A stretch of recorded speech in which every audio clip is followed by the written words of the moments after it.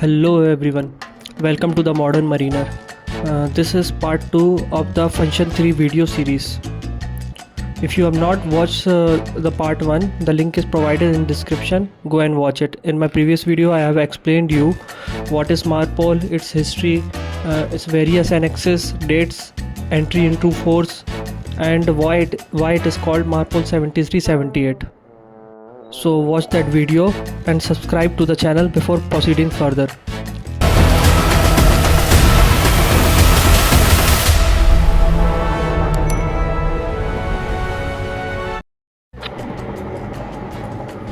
Now what is an amendment? Amendment क्या होता है? An amendment is a formal change, correction or addition made to a document, contract, law or constitution to improve, update or clarify its content. It acts as a mechanism to modify specific terms or provisions without necessarily altering the entire document's original structure or purpose. So basically amendment क्या होता है? जो भी आपका original document या कोई भी law है, जैसे कि मार्पोल हो गया, अब उसका जो पुराना स्ट्रक्चर है उसको चेंज किए बिना उसमें कुछ नए अपडेट्स जो लाते हैं. बेसिकली सिंपल शब्दों में समझिए, अमेंडमेंट का मतलब होता है अपडेट. कोई भी किसी भी चीज़ में कोई अपडेट लाया गया तो वो एक अमेंडमेंट है. तो मार्पोल के कौन कौन से अमेंडमेंट्स होते हैं, लेट्स मूव फर्दर.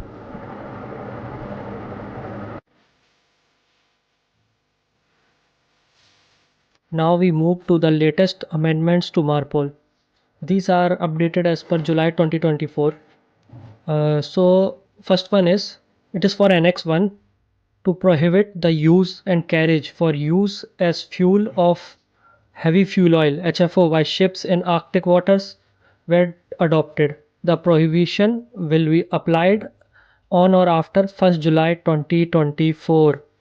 तो ये वाला अमेंडमेंट क्या कहता है कि जो आर्कटिक वाटर्स हैं, ये काफ़ी कोल्ड शैलोअर वाटर्स हैं जो कि यूरेशिया और नॉर्थ अमेरिका से सराउंडेड है. तो इन वाटर्स में जो है हैवी फ्यूल ऑयल HFO का यूज़ और कैरेज दोनों को प्रोहिबिट कर दिया गया है. दोनों यूज़ और कैरेज पे रोक लगा दी गई है HFO की. और ये कब से अप्लाई हुआ है? 1 जुलाई 2024 से. तो ये हो गया Annex 1 का हमारा पहला amendment. Now moving to the next. The next amendment is also for Annex 1. It is in relation to watertight doors. The ship must be designed so that the final position of the water line, the line where the ship's hull meets the water, remains below any opening through which water could enter the ship and cause it to flood. This is to ensure that the ship remains safe and stable in water even if it heels, sinks or trim. अभी इसका क्या मतलब हुआ? इसका मतलब है कि जो वाटर टाइट डोर्स हैं, वाटर टाइट डोर्स जो होते हैं ना जहाज़ पे. अच्छा, वाटर टाइट और वेदर टाइट में क्या डिफरेंस है, कमेंट करके बताना, ठीक है. अगर इनफ कमेंट्स मुझे मिले और अगर मुझे ज़रूरत पड़ी कि मुझे एक्सप्लेन करना है तो मैं इसके ऊपर भी एक सेपरेट वीडियो बना दूंगा.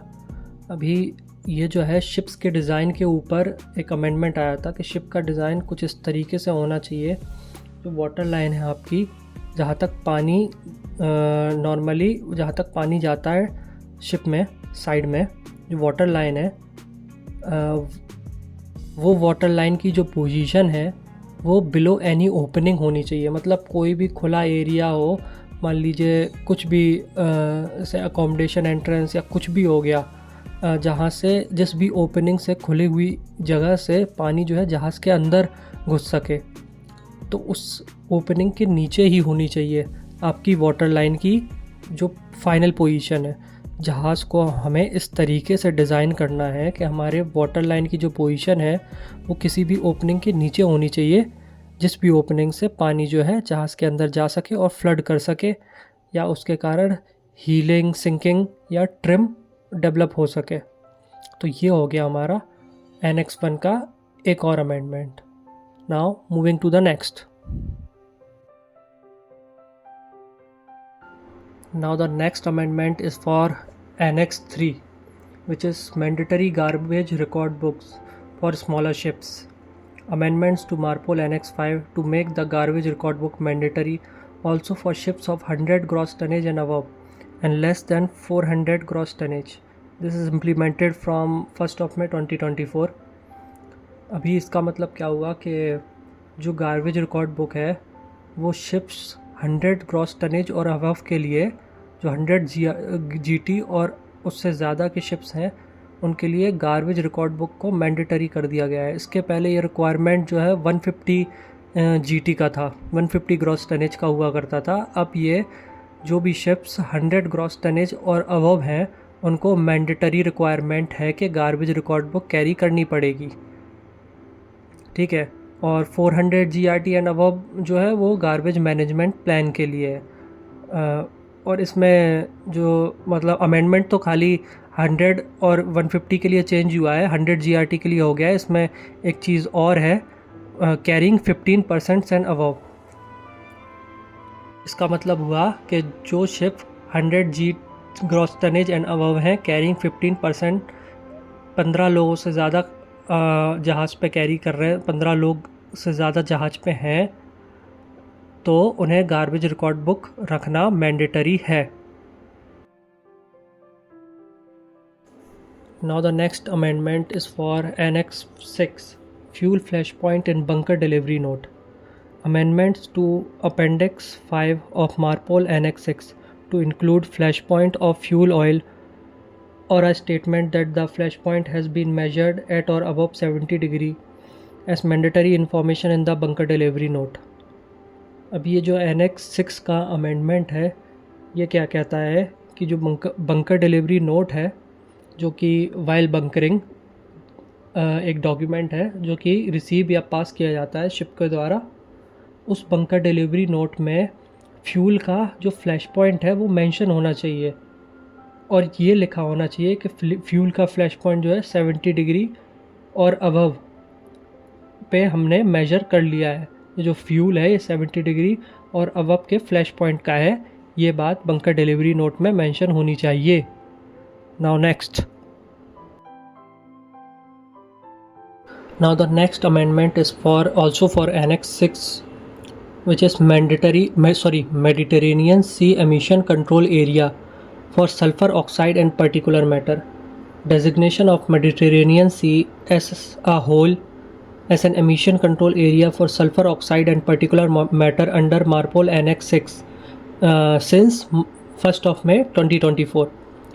अब ये जो अमेंडमेंट कहता है कि मेडिटेरेनियन सी का जो एरिया है, मेडिटेरेनियन सी एरिया, इसको एमिशन कंट्रोल एरिया बना दिया गया है।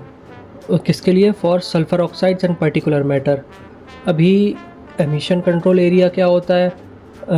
एमिशन कंट्रोल एरिया वो होता है जहाँ पे काफ़ी स्ट्रिक्ट मेजर्स लगे होते हैं for the prevention of air pollution.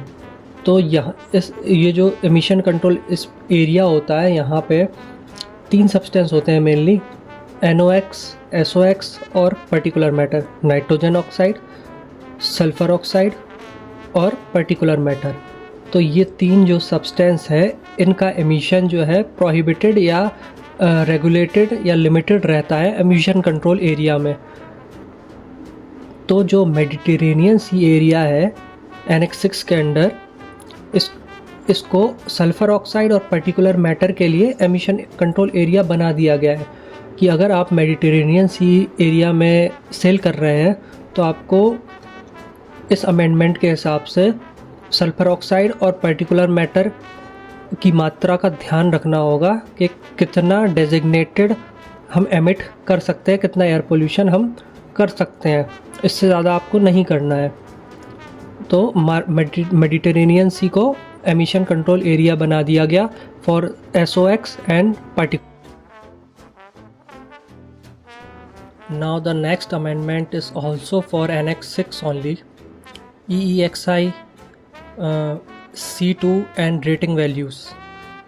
Amendments to Appendix 9 of MARPOL Annex 6 on the reporting of mandatory values related to the implementation of the IMO short-term GHG reduction measure including attained EEXI C2 and rating values to the IMO ship fuel oil consumption database। अभी ये थोड़ा सुनने में काफ़ी complicated लग रहा होगा आपको रीड करने में, पर इतना समझिए EEXI जो basically energy efficiency existing ship index, क्या energy efficiency existing ship index, ये क्या है? ये बेसिकली एक इंडेक्स है जो बनाया गया है to monitor CO2 emission for ships 400 GRT and above. जो जहाज़ 400 GRT एंड अबव हैं उनके CO2 एमिशन को मेजर करने के लिए EEXI energy efficiency existing ship index को बनाया गया है।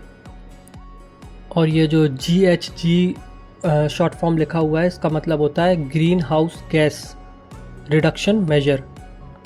तो बेसिकली कुछ नहीं है इसमें, ये अमेंडमेंट ये कह रहा है कि जो EEXI और GHG का रिडक्शन है ग्रीन हाउस गैसेस का, इनको हमें रिपोर्ट करना है। ये जो वैल्यूज़ है हमारा, कितना EEXI हो रहा है, कितना ग्रीन हाउस गैस रिड्यूस हो रहा है, कितना ग्रीन हाउस गैस जो है हमारा एमिट हो रहा है या रिड्यूस हो रहा है, जो भी है, ये सारी वैल्यूज़ जो है हमें रिपोर्ट करनी है। किसको? IMO ship fuel oil consumption database, IMO PCS। बस ये अमेंडमेंट खाली इतना ही बोलता है।